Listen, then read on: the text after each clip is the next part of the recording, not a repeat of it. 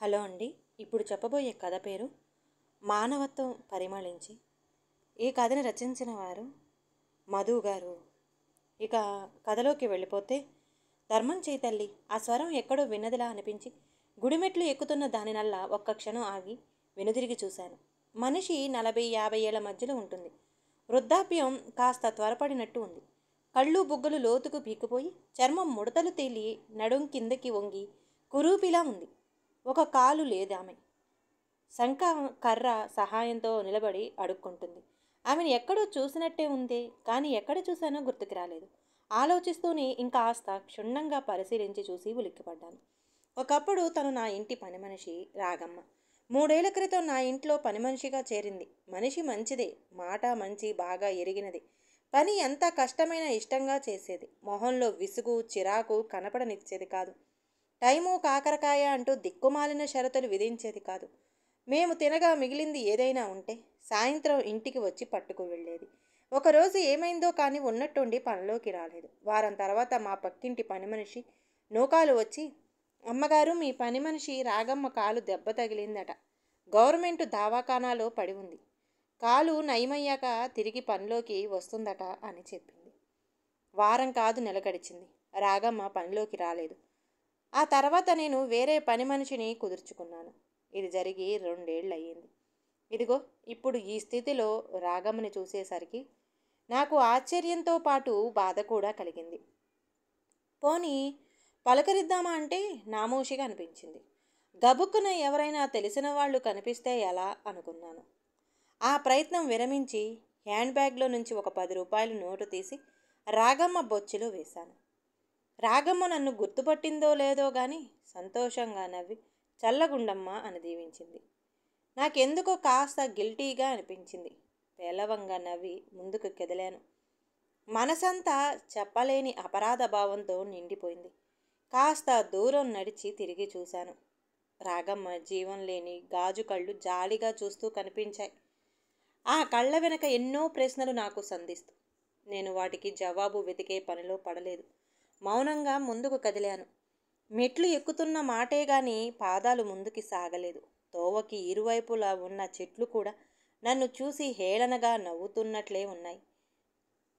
మరిచిన మేలు పదే పదే గుర్తుకు వచ్చి నన్ను దహించి వెయ్యసాగింది. గతం నెమ్మదిగా నా కళ్ళ ముందు కదిలింది. గంటకి 100 కిలోమీటర్ల వేగంతో ఈదురుగాలులు వీచే అవకాశం ఉంది. లోతట్టు ప్రాంతాలు జలమయం కావచ్చు. 2వ ప్రమాద సూచిక ఎగరవేయటమైనది. బెస్తవారు సముద్రపు వేటకు వెళ్ళరాదు అన్న వాతావరణ శాఖవారి ప్రకటన టీవీలో విన్నప్పటి నుండి నా మనసులో మనసు లేదు. అప్పటికే సమయం 6 దాటింది. గాలివాన రావడం ప్రారంభమయ్యాయి. గాలి వేగానికి ఎక్కడో కరెంటు తీగలు తెగిపోయాయట. కరెంటు లేదు. బయట చీకట్లు అలుముకున్నాయి. చంటిగాడు ఇంకా స్కూల్ నుండి ఇంటికి రాలేదు. వాడు వచ్చే వ్యాన్ కోసం గుమ్మంలో ఎదురు చూస్తూ నిలుచున్నాను. చూస్తుండగానే 6:30 అయింది. స్కూల్ వ్యాన్ మాత్రం అయిపోలేదు. నా గుండెల్లో సన్నగా దడ ప్రారంభమైంది. అసలు ప్రతిరోజు స్కూల్ వ్యాన్ 5:30కి వచ్చి ఇంటి ముందు ఆగి హారన్ కొడుతుంది. నేను వెళ్ళి వాడిని లోపలికి తీసుకొని వస్తాను. ఈరోజు ఏమైందో గానీ వ్యాను జాడలేదు. అప్పటికీ నేను స్కూల్కి ఫోన్ చేసి అడిగితే వ్యాన్ వెళ్ళిపోయి చాలాసేపు అయ్యిందని, వ్యాన్ డ్రైవర్ కొత్తవాడు కాబట్టి రూట్లు తెలుసుకోవడంలో కాస్త జాప్యం జరిగి ఉంటుందని, మరి కాసేపట్లో రావచ్చని చెప్పారు. అలా చెప్పి అరగంట దాటినా కూడా వ్యాను రాకపోయేసరికి నా కాళ్లల్లో వణుకు ప్రారంభమైంది. అసలే కరెంటు లేదు, చీకటి, పైగా గతుకులు రోడ్డు. డ్రైవర్ కొత్తవాడు, పిల్లల్ని ఎలా తీసుకువస్తాడో అన్నది బెంగ నాకు. పోనీ స్కూల్కి వెళ్ళి విచారిద్దామా అంటే అది దగ్గర దాపు కాదు. మా ఇంటికి స్కూల్కి సుమారు కిలోమీటర్ పైనే ఉంది. తెలిసి తెలియని దారంట వెళ్ళటాలంటే ధైర్యం చాలలేదు. మా ఇంటి ఆయన డ్యూటీ పని మీద ఒడిశాకి వెళ్ళి 2 రోజులైంది. మరో వారం వరకు రానని అక్కడి నుండే ఫోన్ చేసి చెప్పాడు. పోనీ మా పని మనిషి రాగమైన వస్తుందంటే అది వచ్చే పరిస్థితి కూడా కనిపించలేదు. వాతావరణ పరిస్థితి ముందే తెలుసు కాబట్టి వంట పని ఇంటి పని ముందే వచ్చి పూర్తి చేసి హడావుడిగా తన గుడిసెకు వెళ్ళిపోయింది. తిరిగి రేపు ఉదయానికి గాని పనిలోకి రాదు. నాకేమీ తోచలేదు. కడుపులో తపన మొదలైంది. కళ్ళల్లో నీళ్లు తిరిగాయి. ఎవరి మీదో తెలియని కోపం వచ్చింది. ఆ కోపాన్ని ఎవరి మీద ప్రదర్శించాలో తెలియలేదు. మరోసారి వెళ్ళి స్కూల్కి ఫోన్ చేస్తే ఎంగేజ్ సౌండ్ వచ్చింది. తిరిగి వచ్చి గుమ్మంలో దిగాలుగా నిలుచున్నాను. నా ఆలోచనలు ఈసారి రాగమ్మ మీదకి మళ్ళాయి. ఇంకాసేపు ఇక్కడే ఉంటే దీని సొమ్మేం పోయింది? మొగుడా మొద్దుల, పిల్ల జల్ల, పెళ్ళయి ఏడాది తిరగకుండానే మొగుడిని మింగేసింది. అంతటితో జీవితం ముగిసిపోయినట్టు మోడుగానే ఉండిపోయింది. అంతోటి దానికి అది ఎక్కడుంటే ఏమిటి? పోనీ కొంపైనా ఉందా అంటే అదీ లేదు. 4 ఖాళీ గొంజుల మీద గోనె పట్టాలు కప్పిన భవంతి దానిది. ఎగతాళిగా అనుకుని అది ఏ దొంగలు ఎత్తుకుపోతారోనని ఇది వెళ్ళటం కోపంగా అనుకున్నాను. అయినా నాది అర్థం లేని కోపం అని నాకు తెలుసు. పసివాడు సమస్యతో ఇలా ఆలోచిస్తున్నాను. నిజానికి రాగమ్మ ఆ ఇంటికి వెళ్ళటానికి కారణం నేనే. వాతావరణ ప్రకటన విని కాబోలు రాగమ్మ మామూలు సమయం కంటే ముందే పనిలోకి వచ్చింది. ఇంటి పని, వంట పని, పాచి పని త్వరగానే పూర్తి చేసి వచ్చి, ఈరోజేదో గాలివాన ఉందని అంటున్నారమ్మా, ఇక్కడే గాని ఉండిపోమ్మంటారా అంది. మామూలుగా అయితే అది ఎప్పుడూ ఇలా అడగదు. ఈరోజు ఎందుకో గాని అడిగింది. బహుశా వర్షం వస్తే దాని గుడిసె నీటితో నిండిపోయి పడుకోవటానికి జాగా ఉండదన్న ఆలోచనతో కావచ్చు.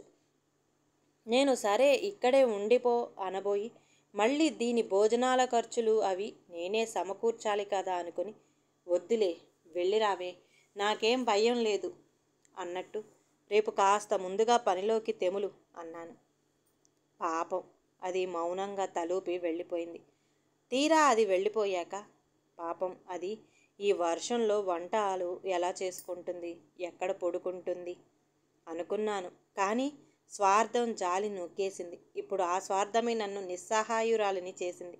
కనీసం నాకు ధైర్యం చెప్పటందుకు కూడా మనిషి లేడు.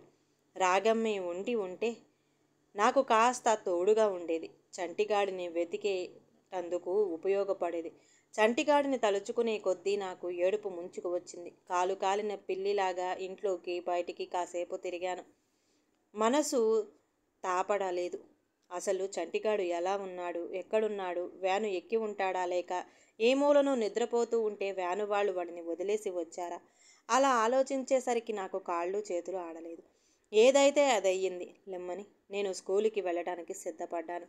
నేరుగా ఇంటిలోకి వెళ్ళి టార్చ్ లైటు, గొడుగు తీసుకొని బయటికి వచ్చి ఇంటికి తాళం వేస్తుండగా అమ్మగారు ఈ టైంలో ఎక్కడికి అన్న మాటలు వినిపించి వెనక్కి తిరిగి చూశాను.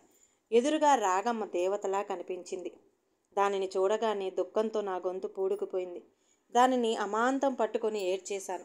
అది చాలాసేపు సముదాయించాక కానీ నా ఆవేదన తగ్గలేదు.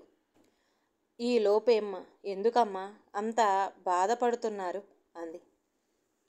నేను అంతా వివరించాక అది కూడా బాధపడి, అయ్యో ఎంత పని జరిగిందమ్మా, త్వరగా స్కూలుకి వెళ్దాం పదండి ఆందోళన పడి చెప్పింది.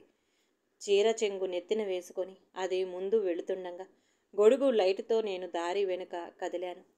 వెళుతున్నంతసేపు పాపం అది తడుస్తూనే ఉంది. అయినా ఎక్కడా దాని నడకలో వేగం తగ్గలేదు. నేను అనుకున్నంతే అయ్యింది. స్కూలు వరండాలో ఒక మూల కోడిపిల్లల ముడుచుకొని వెక్కి వెక్కి ఏడుస్తున్నాడు చంటిగాడు. వాడిని చూడగానే నా గుండె నీరైపోయింది. అమాంతం వెళ్ళి వాడిని దగ్గరికి తీసుకుని గుండెలకి హత్తుకున్నాను. రాగమ్మ కూడా కన్నీళ్లు పెట్టుకొని కాసేపు స్కూలు యాజమాన్యాన్ని, వ్యాను వాళ్ళని తిట్టిపోసింది. ఆ తర్వాత చంటిగాడిని సంకన వేసుకుంది. మీరు పదండమ్మ, బాబుని నేను మోస్తాను, ఈ వర్షంలో అది మీకు సాధ్యమయ్యే పని కాదు అని చెప్పి చీర చెంగుని బాబు తల మీద కప్పి వాడికి చలి తగలకుండా గుండెల్లో దాచుకొని ముందుకి కదిలింది. ఆ దృశ్యాన్ని వెనక నుంచి చూసిన నాకు ఎందుకో గాని కళ్ళు చెమ్మగిల్లాయి. మనసులోని దానికి కృతజ్ఞతలు చెప్పుకున్నాను. ఇంటికి చేరగానే నేను యజమానిరాలినైపోయాను. రాగమ్మ సంకల్లో నుంచి బిడ్డను అందుకొని గబగబా లోపలికి తీసుకువెళ్ళి వాడి తల తుడిచి పొడి బట్టలు వేశాను. ఆ తర్వాత పాలని మరిగించి వాడు వద్దంటున్నా వినకుండా వాడి చేత తాగించాను. అప్పటికి గాని నా మనసు తాపడలేదు. మంచం మీద పడుకోబెట్టి వెచ్చగా దుప్పటి కప్పి బయటికి వచ్చాను. జోరు వానలో అప్పటి వరకు తడిసి ముద్దైన రాగమ్మ వరండాలో నిలబడి గజగజ వణుకుతుంది. నాకు ముందు దానిని చూసి జాలి అనిపించిన ఒక పొడి టవలు తెచ్చి ఇద్దామంటే మనసు రాలేదు. అది తుడుచుకున్నాక దానిని మేము ఇక వాడలేము కదా. 100 రూపాయలు పెట్టి కొన్న తవ్వాలు ఉచితంగా పారవేయాలంటే ఇష్టపోక ఏమిటి ఇంకా అలా బెల్లం కొట్టిన రాయిలా నిలబడ్డావు, ఇంటికి వెళ్ళవా ఏంటి అన్నాను. నా మాటకి అది ఆశ్చర్యపడిందో లేక బాధపడిందో నేను గమనించలేదు. తిరిగి లోపలికి వెళుతుంటే అలాగే వెళతానమ్మా అన్న రాగమ్మ గొంతు మాత్రం వినిపించి అది చూస్తుంటే మళ్ళీ నేనే అన్నాను, రేపు పనిలోకి వస్తావు కదటే. వస్తానమ్మా. అది వెళ్ళిపోయాక నేను గదిలోకి వచ్చి తలుపులు బిగించి కిటికీలో నుండి బయటికి చూశాను. తుఫాను ఉధృతి బాగా పెరిగినట్టుంది. రోడ్లు కూడా కనిపించకుండా నీరు ప్రవహిస్తుంది. ఇంత రాత్రి వేళ ఈ ప్రళయంలో రాగమ్మ ఎలా వెళుతుంది అని నేను ఆలోచించలేదు. చెప్పాలంటే ఆలోచించకూడదు. యజమానులు పని వాళ్ళని ఎక్కడ ఉంచాలో అక్కడే ఉంచాలి, లేదంటే నెత్తిన ఎక్కుతారు. ఆ రాత్రి రాగమ్మ ఆ చీకట్లో వెళుతుండగా గాలి ఉధృతికి ఒక చెట్టు కొమ్మ విరిగి రాగమ్మ కాలి మీద పడి కాలు బాగా ఫ్రాక్చర్ అయ్యిందట. ఆ తెల్లవారి ఎవరో ఆమెను గమనించి గవర్నమెంట్ హాస్పిటల్లో చేర్పిస్తే కాలు నయం కాకపోగా పాదాన్ని తొలగించాల్సి వచ్చిందట. ఈ విషయం పక్కింటి పని మనిషి నూకాలు వచ్చి చెబితే నాకు తెలిసింది. నేను కాసేపు బాధపడి ఒక 100 రూపాయలు తీసి దాని చేతికిచ్చి రాగమ్మకి చేర్చమంటే అది నిరాకరించి ఒక చూపు చూసి వెళ్ళిపోయింది. గుర్తే, వెళుతూ వెళుతూ అది అన్న మాటలు నాకు ఇప్పటికీ. మీరు ఆసుపత్రికి వెళ్ళి దాన్ని పలకరించి వస్తే దాని మనసు కాస్త కుదుట పడుతుందేనమ్మా. నీ వల్లనే కదా అది నష్టపోయింది. హాస్పిటల్కి వెళితే ఇప్పుడు ఇవ్వ చూపిన 100 రూపాయలకి బదులుగా మరో 5-6 వందలైనా రాగమ్మ చేతిలో పెట్టాల్సి రావచ్చు. లేదా దాని కాలు బాగుపడే వరకు ఖర్చులన్నీ నేను భరించాల్సి ఉంటుంది. అయినా అలా నేను ఎందుకు భరించాలి అని నా దగ్గర ఊరకనే పరిచేయటం లేదు. నెల నెల ప్రతిఫలం తీసుకుంటూనే ఉంది. అడపాదడపా తిండి ఖర్చులు తగ్గించుకుంటుంది. పండగలకి పబ్బాలకి పాత చీరలు అవి ఇస్తూనే ఉన్నాను. కాకపోతే చంటిగాడి కోసం 1 గంట నాకు తోడుగా నిలబడింది. అంత మాత్రం చేత దానికోసం ఒక 10,000 20,000 నేనెందుకు వదులుకోవాలి? అయినా నేను వెళితే మాత్రమైనా దాని కాలు తిరిగి వస్తుందా ఏమిటి?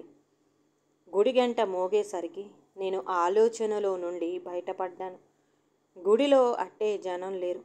పూజారి ఇచ్చిన హారతి అందుకుని ఓ 10 రూపాయలు చిల్లరి హారతి పళ్ళెంలో వేసి గర్భగుడి ముందు ఏకాగ్రతతో నిల్చున్నాను. రామయ్య అర్ధనిమీలిత నేత్రాలతో సాక్షాత్కరించి ఉన్నాడు. ఆయన కళ్ళు దయని ప్రదర్శిస్తున్నాయి. దాంతోపాటు ఏదో సందేశం నాకు చేరవేస్తున్నాయి. నా చెంప చెళ్ళుమనిపిస్తూ కళ్ళు తెరుచుకునేలా ఒక దారిని పోయి కుక్కకి పిడికెడు మెతుకులు విదుల్చు. అది తన జీవితకాలం నువ్వు కనిపించిన ప్రతిసారి ప్రేమగా తోక ఊపుతుంది. అలాంటిది నీకోసం తన సర్వస్వం కోల్పోయిన రాగమ్మ కోసం నువ్వేం చేశావు? ఆ రాత్రి వేళ ఆమె మీ ఇంటికి రావలసినంత పనేమిటి? నీ కొడుకు కోసం తన కాలుని కోల్పోవలసిన అగత్యం ఏమిటి? నువ్వెవరు? తనెవరు? నా కళ్ళు తెరుచుకున్నాయి. బుద్ధుడికి జ్ఞానోదయమైనట్టు నా మనోనేత్రం తెరుచుకుంది. తెలియని ప్రశాంతత నా మనసంతా ఆక్రమించింది. ఒక అదృశ్యపు వెలుగు నాకు దారి చూపుతున్నట్టు వెనక్కి తిరిగాను. బాబు క్షేమంగా తిరిగి వస్తే హుండీలో వేస్తానని మొక్కుకున్న 1,00,000 రూపాయల డబ్బుని బయటికి తీయలేదు. దూరంగా రాగమ్మ రూపం అస్పష్టంగా కనిపించింది. ఈ క్షణం నుండి నువ్వు అనాథవి కాదు రాగమ్మ, నా సొంత మనిషివి అనుకుంటూ ముందుకి కదిలాను. ఈ కథ గనక నచ్చితే ప్లీజ్ అండి లైక్ చేయండి. అలాగే ఛానల్ని సబ్స్క్రైబ్ చేసుకోవటం మాత్రం మర్చిపోమాకండి. మీ విలువైన అభిప్రాయాన్ని కామెంట్ బాక్స్లో కామెంట్ చేయండి. అందరికీ ధన్యవాదాలండి.